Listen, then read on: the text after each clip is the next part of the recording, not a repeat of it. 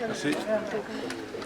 C'était un échange sans tabou entre le porte-parole du gouverneur du Nord Kivu et les journalistes. La situation en général sur l'état de siège, des avancées, tout comme des échecs enregistrés jusqu'ici par une certaine opinion, ont été passés au peigne fin par le général Sylvain Ekenge. Parlant du bilan à mi-parcours de l'état de siège, plus de 2 mois après, le porte-parole du gouverneur du Nord Kivu a donné une cote positive avec plus de 145 combattants ADF et leurs collaborateurs neutralisés dans la partie nord de la province. Dans les sud, plus d'une centaine de miliciens issus des différents groupes armés locaux s'est rendu avec plus de 300 armes remises.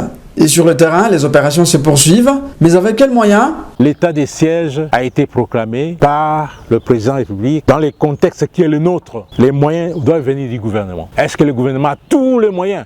Non, le gouvernement ne peut travailler qu'avec les moyens disponibles. Que ces moyens soient maigres ou pas, nous devons faire notre travail avec ces moyens. On ne peut pas se plaindre qu'on n'a pas de moyens, on ne peut pas dire qu'on a tous les moyens, mais les moyens mis à notre disposition, nous devons les utiliser à bon escient pour essayer de mettre fin à cette menace qui guette nos populations ici, particulièrement dans les territoires des Béni. Face aux journalistes, le général Sylvain Ekenge a dénoncé encore une fois la complicité de certains citoyens dans le malheur qui frappe les populations du Nord Kivu, un agissement qui retarde encore la restauration de la paix dans ce coin du pays. Il y a beaucoup de gens qui ne travaillent pas pour la population Nord Kivu. Là, je vous l'ai dit, je n'ai pas peur de le dire. Il y en a qui travaillent uniquement pour leurs intérêts. Et parmi les politiciens, les hommes d'affaires, c'est fréquent. Même au plus fort des attaques sur la route de Kassindi, vous avez vu, il y a des véhicules qui n'étaient pas attaqués. Et peut-être vous ne savez pas pourquoi. Parce que les gens travaillent avec les ADF. On a des informations, on a des renseignements. Nous vivons avec l'ADF, nous dormons avec l'ADF, nous nous réveillons avec l'ADF, nous mangeons même avec l'ADF. Et la preuve est là. Il y a quelques jours, on vient d'arrêter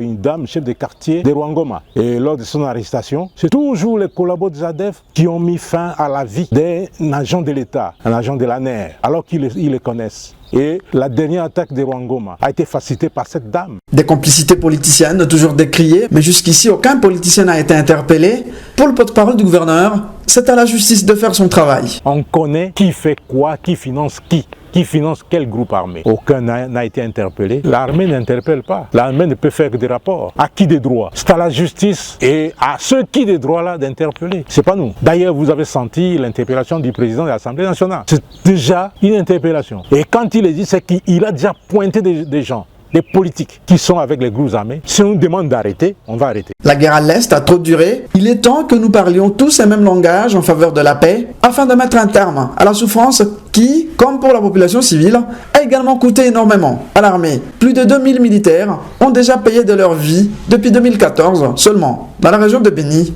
a conclu le général de brigade Sylvain Ekenge. Appuyez,